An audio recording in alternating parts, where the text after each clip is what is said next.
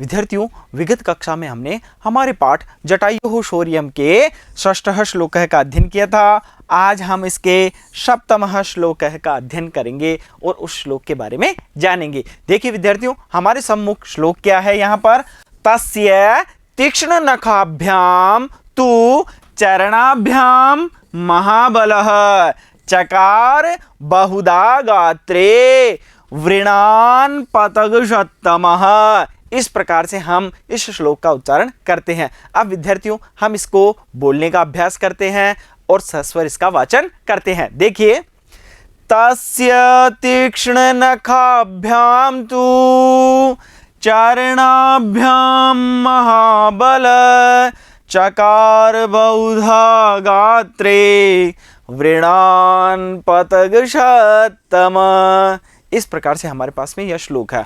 अब विद्यार्थियों, विगत श्लोकों की तरह यहाँ पर भी हम श्लोक के पदच्छेद करेंगे और पदों को अलग अलग कर उनको समझने का, उनको अर्थ को जानने का हम यहाँ पर प्रयास करेंगे। देखिए, यहाँ पर सर्वप्रथम तस्य, उसके बाद में तीक्ष्ण नखाभ्याम, तस्य तीक्ष्ण नखाभ्याम तु चरणाभ्याम महाबलः चकार बहुधा गात्रे वृणान पतगशतमः। इस प्रकार से हमारे पास में इस श्लोक के पदच्छेद आते हैं। अब पदच्छेद के जो अर्थ हैं हम उनको जानते हैं। देखिए विद्यार्थियों, यहाँ पर तस्य, तस्य से क्या तात्पर्य है? उसके तीक्ष्ण नखाभ्याम, तीक्ष्ण नाखूनों से। तीक्ष्ण नखाभ्याम से क्या तात्पर्य है? तीक्ष्ण नाखूनों से। तू तो चरणाभ्याम, पंजों से। अब जो पक्षीराज जटायु है उसके चरण क्या है विद्यार्थियों? पंजे। तो यहां पर क्या अर्थ लिखेंगे? चरणाभ्याम, पंजों से।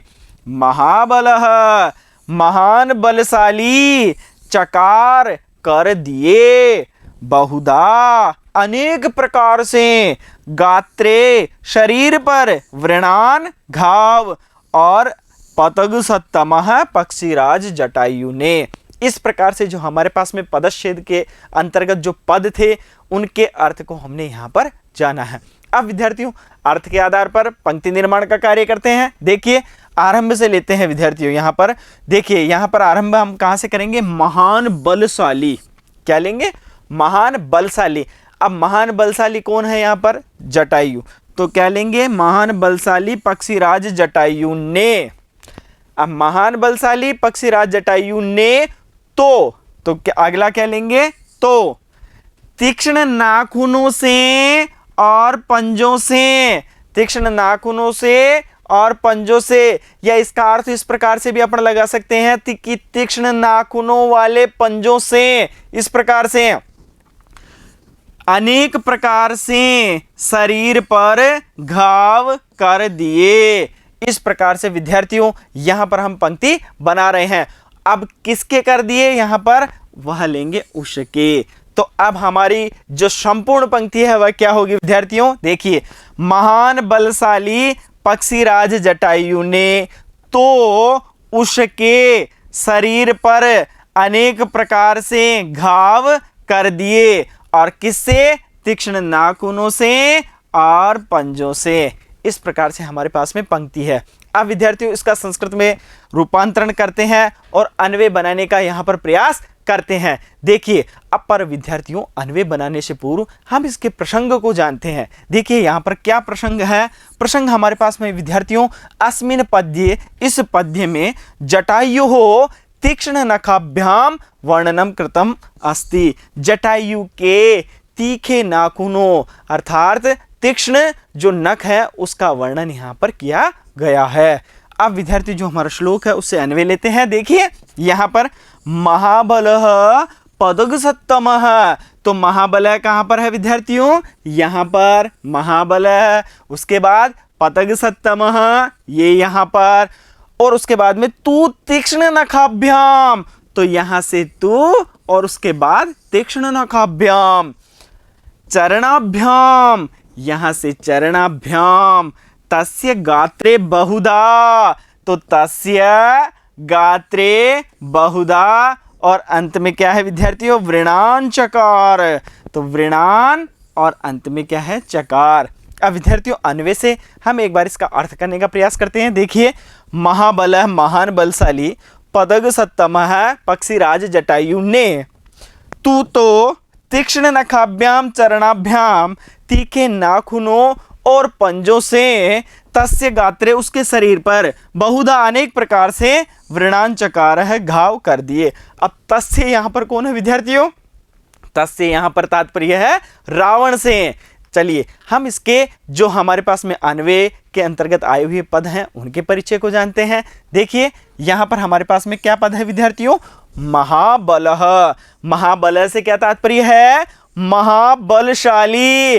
अब यहाँ पर महाबल शब्द है, उसके पुल्लिंग प्रथमा विभक्ति और एक वचन का रूप हमारे यहाँ पर आया है महाबल। तीक्ष्ण नखाभ्याम, तीक्ष्ण नख द्वारा। अब यहाँ पर हमारे पास में शब्द क्या होगा? तीक्ष्ण नख और उसके पुल्लिंग तृतीय विभक्ति और द्विवचन का रूप है तीक्ष्ण नखाभ्याम। चरणाभ्याम, चरणयोः माध्यमेन। तो यहाँ पर चरण शब्द है, उसके पुल्लिंग तृतीय विभक्ति और द्विवचन में क्या रूप बनता है? चरणाभ्याम। तस्य रावणस्य, तद शब्द है, उसके पुल्लिंग षष्ठी विभक्ति और एक वचन में क्या रूप बनता है? तस्य। गात्रे शरीरे, यहाँ पर गात्र है विद्यार्थियों, उसके नपुंसकलिंग सप्तमी विभक्ति और एक वचन में रूप बनता है गात्रे। व्रणान, प्रहार जनित स्फोटान, घाव जिसे कहते हैं वह प्रहार जनित स्फोटान। वृण शब्द है, उसके पुल्लिंग द्वितीय विभक्ति और बहुवचन में क्या बनता है? वृणान। अब विद्यार्थी जो हमारा श्लोक है उसके भावार्थ की ओर अग्रसर होते हैं। देखते हैं वहां पर क्या है। वहां पर है विद्यार्थियों, महाबलशाली पक्षीषु श्रेष्ठ है। महान बलशाली और पक्षियों में श्रेष्ठ जटायु, जटायु ने तीक्ष्ण नखाभ्याम, तीखे नाखूनों से, चरणाभ्याम च और पंजों से, रावण से, रावण के शरीरे, शरीर पर, बहून व्रणान अकरोत, बहुत सारे घाव कर दिए। इस प्रकार से जो हमारा श्लोक है उसका भावार्थ है। अब विद्यार्थियों उसका हिंदी अनुवाद भी जानते हैं। देखिए, महान बलशाली पक्षियों में श्रेष्ठ जटायु ने अपने तीक्ष्ण नाखूनों से और पंजों से उस रावण के शरीर पर अनेक प्रकार से प्रहार जनित घाव कर दिए। यहाँ पर श्लोक में बता रहा है विद्यार्थियों कि जो जटायु है, जटायु ने रावण के शरीर पर अनेक प्रकार से घाव कर दिए। अब विद्यार्थियों हमारा जो श्लोक है उस श्लोक के आधार पर हमने प्रश्न निर्माण किए हैं, उनको भी जानते हैं। यहाँ पर विद्यार्थियों हमारे पास प्रथम प्रश्न क्या है?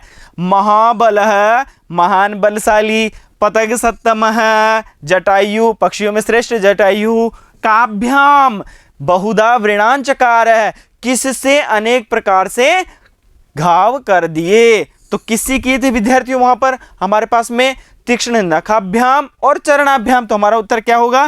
तीक्ष्ण नखाभ्याम और चरणाभ्याम। उत्तर पूरा एक साथ जो हमारे काभ्याम लिखा हुआ है प्रश्न के अंतर्गत वहां पर हम इसे रख देंगे। देखिए अब उत्तर क्या होगा? महाबल पतग सत्तमः तीक्ष्ण नखाभ्याम चरणाभ्याम बहुधा व्रणान चकार है। इस प्रकार से हमारा जो श्लोक है उस श्लोक के आधार पर हमने यहाँ पर प्रश्न बनाया और उसका उत्तर यहाँ पर प्रतिस्थापित किया और इसी कारण से श्लोक यहाँ पर लिखा गया है साथ में, ताकि आप अपनी दृष्टि श्लोक की तरफ भी रखें और प्रश्न और उत्तर की प्रक्रिया को भी साथ के साथ समझते रहें। महाबलः पतग सत्तमः तीक्ष्ण नखाभ्याम चरणाभ्याम च कुत्र बहुधा व्रणांचकार है। महान बलशाली पक्षियों में श्रेष्ठ तीखे नाखूनों और पंजों से कुत्र कहाँ पर बहुधा व्रणांचकार है, अनेक प्रकार से घाव कर दिए। तो अनेक प्रकार से घाव किस पर किए थे? गात्रे। और गात्रे से क्या तात्पर्य है? शरीर पर। उत्तर कहाँ लिखना है? कुत्र के स्थान पर। तो महाबल पतग सत्तमः तीक्ष्ण नखाभ्याम चरणाभ्याम च गात्रे बहुधा व्रणांचकार। इस प्रकार से हमारा इस जो प्रश्न है उस प्रश्न का उत्तर होता है और इसे हम पुनः देखते हैं। देखिए, महान बलशाली पक्षियों में श्रेष्ठ तीखे नाखूनों और पंजों से शरीर पर अनेक प्रकार से घाव कर दिए।